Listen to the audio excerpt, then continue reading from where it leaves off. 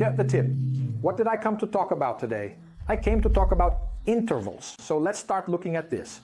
Hey, welcome to my channel, Matthias Starling here in the area. Let's talk about intervals are king. Can the production manage to put a little crown on my head? I think that here in the video it will be a bit complicated, but on the cover it will be there. Are you kidding me? Here's the thing, folks, intervals are that thing that changes everything for a person. I've already made a video about intervals here. At school I annoy people with intervals. Now you have to really understand the practical use of intervals. There are people whom I write about intervals in the Instagram quiz and they get everything right. But when it comes to recognizing, when it comes to using it in practice, they get confused. So there's no point. You have to use intervals in practice. And today is a practical lesson. I have a guitar plugged in here, right? It's picking up the sound directly from the camera. I was too lazy to set it up properly, but anyway, please overlook that because the lesson is going to be very good. So I ask you the first question, do you have difficulty finding the tensions when you play chords, right?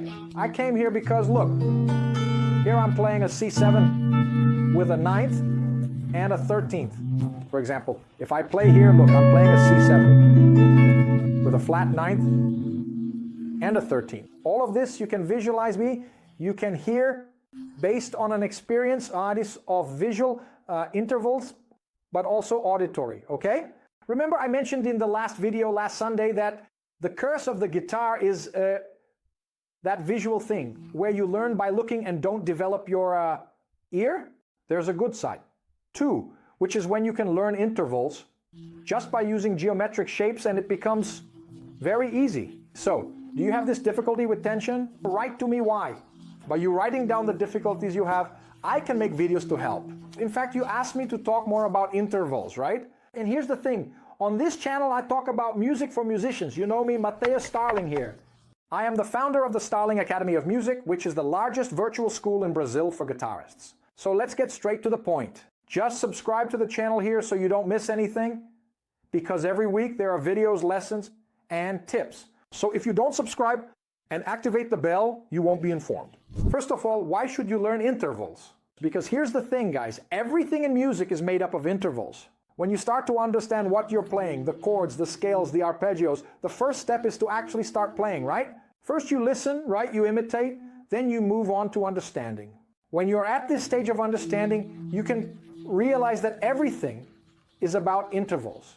What differentiates one chord from another, a major 7th chord, from a dominant 7th chord, is just one note, okay? That's why you need this mastery of intervals, so you can build scales, arpeggios, and chords more easily.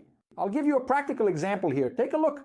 I'm going to play a C major 7th chord with the bass on the 5th, all right? Notice, this here is a C major 7th chord. The major 7th is at the G top. I am seeing where the notes are, right? Each of the intervals that I am composing within this chord. So here we have the major 7th at the top. If I move one note back, I have the 7th chord. So from the major 7th to the minor 7th, right, I change the quality of the chord, see? If I do this here, just only the 3rd changes. From major 3rd to minor 3rd, see? Why? The minor 7th chord, smaller than the minor 7th, differs by only one note from the 7th chord, okay? I'm not going to delve into this here, but with this shape I can form a lot of things. Major 7th with an augmented 5th, or 7 with an augmented 5th. So everything starts from a chord block that I have, that I've memorized, and to reach the next chord, another quality, I don't need to learn that quality from scratch. That's the problem for many guitarists, right? The person learns the major 7th blocks, then when it's time to learn the blocks with 7th, minor 7th, right, the dominant block, they simply press a button, start everything from scratch. So it doesn't make sense. Look, C major 7, the bass on the 3rd is here, C7. You notice that it's just about moving one note back, it becomes much easier. Here, look. See, folks? Look. Same thing here. So it makes our life easier. And how do you learn this? You learn based on intervals. You know that what changes from one chord to another can be just one note. I will also show in this video how by having the reference of the bass on the 6th string or the 5th string, you will be able to visualize the tensions much more easily, right? I have the sun here. If I want to think about the tensions, look, I will think about the first string and the first string and the second string. I have the 9th on the tip and the 13th on the second string. So if I have a chord, for example, here, look, strong chord, right? I have a sharp 9 here, there's a sharp 11 on the tip. I could change this chord easily by simply doing what? Look, I put the 5th on the tip and there's a flat 9 here, okay? I could do this here, look. How beautiful, flat 9 and 13. Are you noticing that I'm keeping the same block, changing very little? Look, flat 9, flat 13. Ah, nice. Now what is this here? Look, 9, sharp 11. Flat 9, 13. Or if it were a chord with a bass on the 6th, then if I do this here, look, I have 13 flat 9. Or then I have, for example, here, look, I have the flat 13 sharp 9. Or I have sharp 11 here, look. All right, so I always have as a reference here the root on the 6th string, or the 5th string. I can see with this geometric scheme that I'm going to show you all these intervals much more easily, okay? A clever trick, huh? So all of this starts with the basics of the basics, which you probably already know, right? The low E is the E string in Lezen, and we also know there's the high E here, which is also the E note. So look, you should know that E. Here I have an F. Here I have a G, A, B, C, D.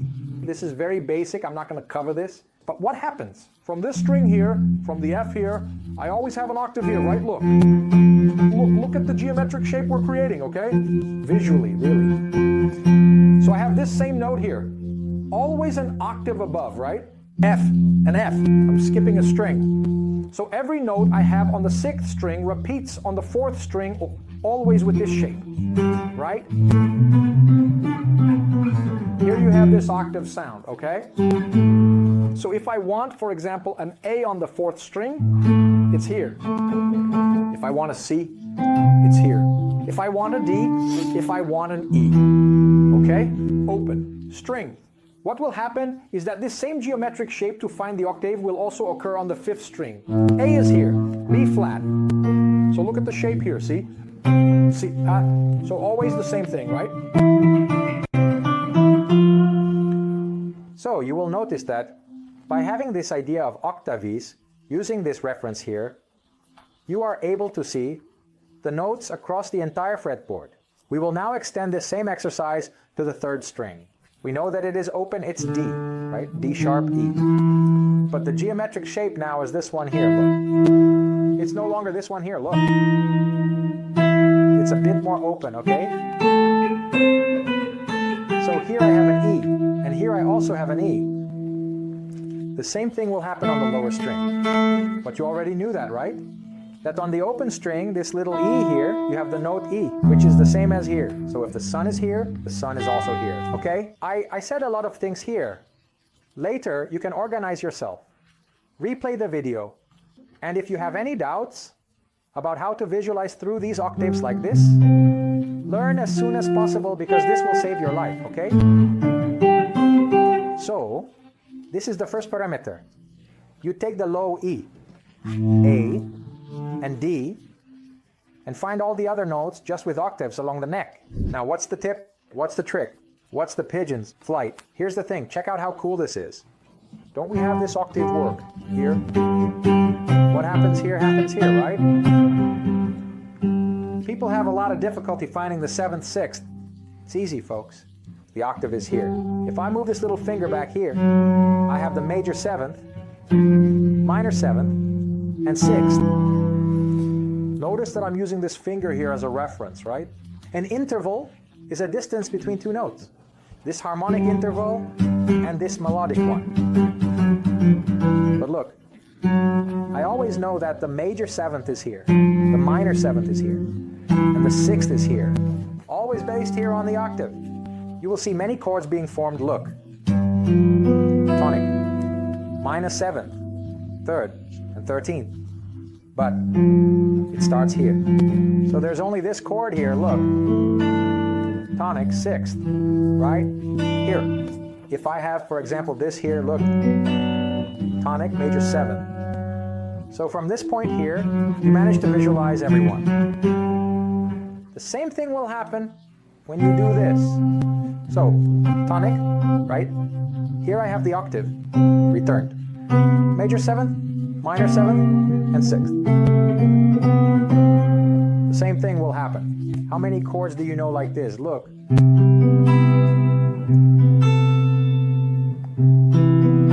Look, major seventh always here. Look, May. Yeah, that's how it is. Minor seventh, look. Minor seventh here, look. Same thing. So look, it will be anywhere. It doesn't matter.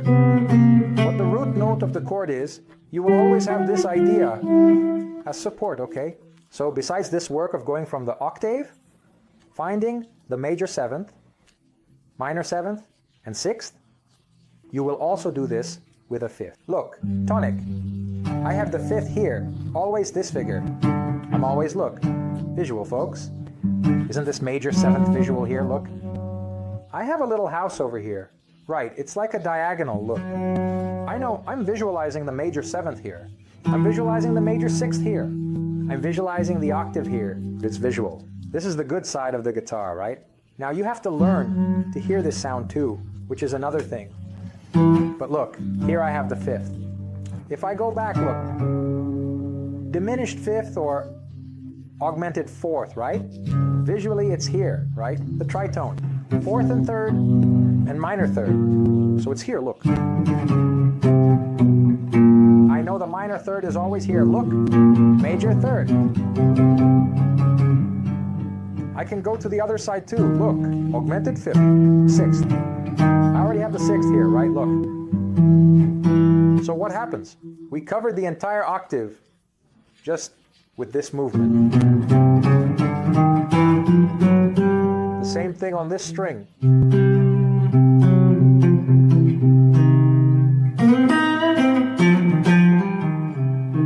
Minor third, major third. Minor seventh. So, did you understand this parameter? We covered the entire octave, always keeping the reference. Look. Okay? Starting from G, I went up to the octave G. Going through all the intervals. I'll do the same thing here. Look. All right? Now we move on to the second step.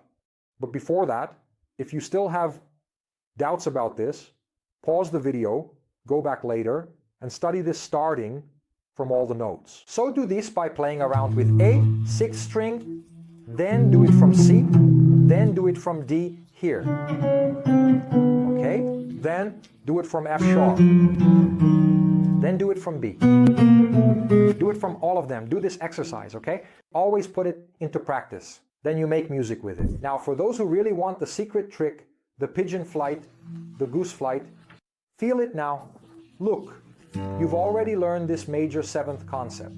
My brother, I know it by heart, Matthias. And now, here's the thing. Tension 90% of the time. On the guitar, when you work with tension, the tension is on the first or second string. This changes everything. And you will always visualize starting right from the root tonic. There are some debates, it's root, it's tonic, same thing. So what happens? If I'm on G here, I need to find the tensions on these first two strings. What's going to happen here, folks? Pay attention here, look, feel. The cat's leap, the dove's flight. Release here. I have the fifth here on this string. So there's this shape, look, I put my thumb here. Look, from here I have the fifth here. It doesn't matter if it's an octave higher, because we work a lot on the guitar with a drop. For example, this here, look, G major seventh, I have the tonic, major seventh, third, and fifth. Obviously this fifth here is an octave higher. It's not this fifth here. But we're not going to analyze this note here, for example, as the 12th. Why? Because we're working with drop. So this here is a drop 3, okay? So we spread out the notes, even though it's an octave higher. We're not going to call it, oh, no, my friend, this here is a 12th. Oh no, that's not a third, it's a tenth. For example, second, fourth, and sixth, that's when we usually move them an octave higher. So when you have, for example, a second an octave higher, you'll call it a ninth, minor ninth, ninth, augmented ninth. The same with the fourth, 11, sharp 11. The same with the sixth, right? 13, flat 13, okay? If you happen to get confused about this, don't worry, stay with me. Don't lose focus. Here's the tip. Take a look. Let it go here. I have the fifth here, don't I? Oh, how cool is this now? If I go back, what do I have here? I have the augmented fourth, which I will call sharp 11. Sometimes I can even call it flat 5, if I have a half diminished chord, okay? But let's consider now that I'm here, on a chord, for example, a dominant one, see? So this guy here is the augmented fourth. So fifth, augmented fourth. I will call it sharp 11. And now here, see? I will call this guy here 11. So look, now 5, sharp 4, and 4. So 5, sharp 11, and 11. Now contrary movement. I have 5. If I come here, I have minor sixth, right? So I will call it flat 13. And here, 13. All right? So it's the same as thinking like this. See, I have 12 here, flat 13, and 13. I have 12, sharp 11, and 11, right? So what happens here? See? 13 is here, flat 13 is here. Come with me, see? If I have this reference here, 11, sharp 11, tension, flat 13, and 13, right? Always on the second string. This reference here, what do I have now? 9 is here, see? I'm always looking from the tonic here, see? 9, flat 9, and sharp 9. So I have various chord combinations with these tensions from the second string and the first string. See? I have 13 and 9. I could have, for example, this here. See?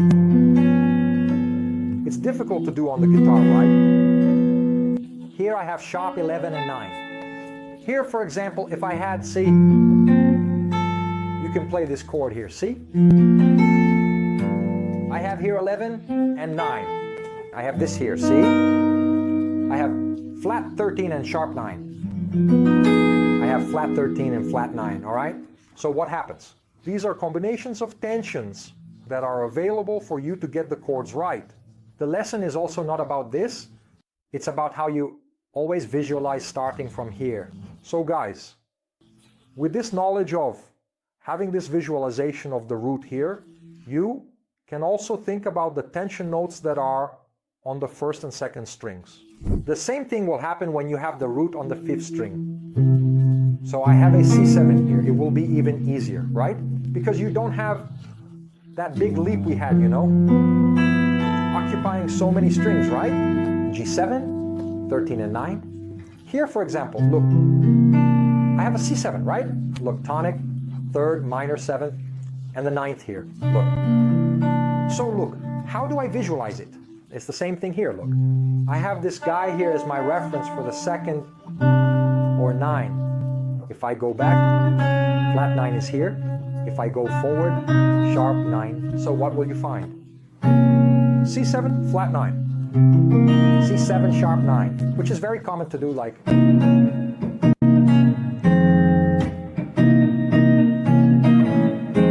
Look, sharp 9, flat 9, right? Or on here, look, I did 2, 7.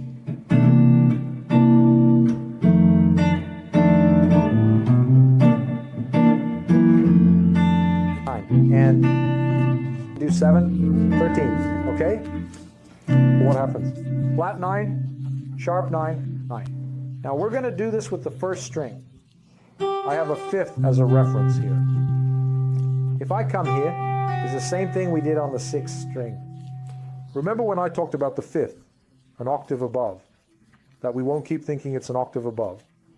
We'll call it 12. But if you wanted to think of it that way, 12 sharp, 11 and 11. The other direction, in total, approximately 13 flat. 13. Well, so look, I just have to give 7, 13, 27 with the normal fifth.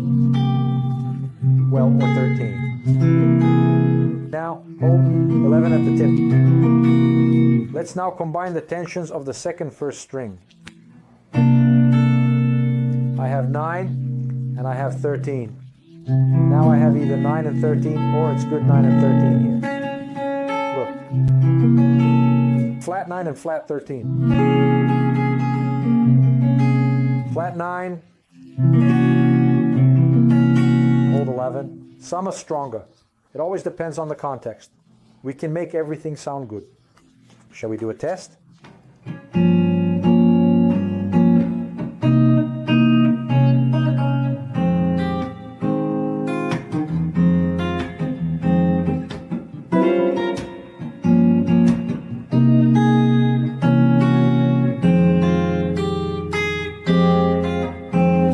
I use several different tensions. Flat 9, sharp 9. I use flat 13. So it all depends on the context. Always, okay? But look, if you can't visually find it here, you'll be searching aimlessly every time you do it. A chord, it's like that chord dictionary, C7, 13 chord, then C7, 9. It changes everything for the person, changes all the forms. No, you just adapt your little finger there, okay? Besides these chord issues, you can also think about intervals considering progression, folks. So if I have the C here, it's the 1, right? The key is C major, 2, 5, 1, right? So the tonic here, right? Always with the fundamentals. So I think 2, 5, 1 major, 2, 5, 1 minor, 2, 5, 1 major. And the tensions that are clever here already see what I'm doing here. Look, it's minus 79 and 11 at the end. Look, 9 here, 11 at the end to G7, 13 and 9. I resolve now on C6, right? With 3 at the end also. Look.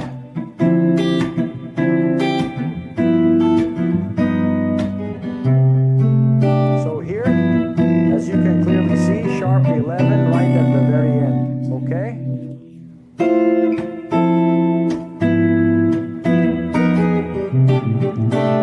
I mixed tension, look.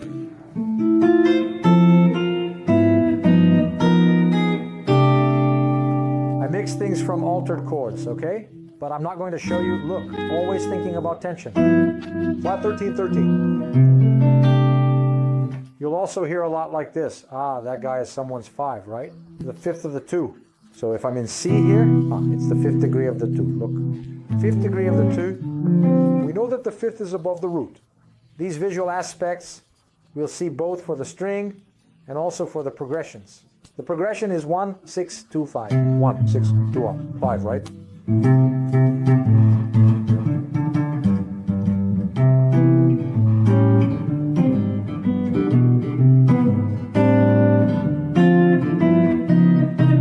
The key has changed, right, for me.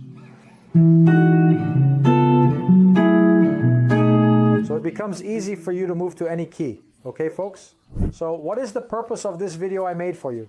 Just to demonstrate in practice that an interval is much more than just understanding it on paper. What are the interval relationships between the chords? You need to, understand it on paper, but you also need to be able to visualize it on your instrument. And the other process is not only being able to visualize it, but also being able to recognize the sound, all right? So before leaving, I always invite you to study with me at the Starling Academy of Music, because we can delve deeper into all these topics with my guidance, with all our materials, and with live mentoring sessions. So come be a part of this community too, of ours. School. God bless you.